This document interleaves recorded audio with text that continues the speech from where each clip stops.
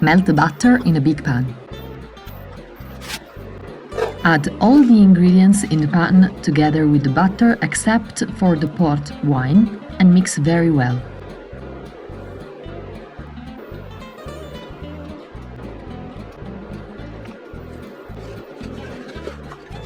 Cover with the lid and leave it to cook for 10-15 minutes. Once cold, add the port, mix very well, place it in sterilized glass jars and use it within 6 months.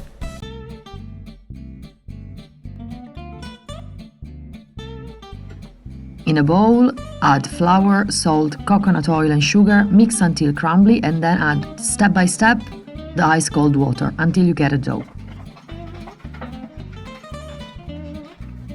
Spread 2/3 of the dough on a floured surface and cut it in round pieces.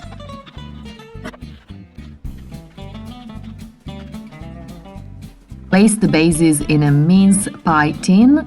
Fill them with mincemeat, brush the surface with vegan milk and bake them for 20 minutes in the oven at 220 degrees Celsius. Have a good Christmas and enjoy these amazing mince pies.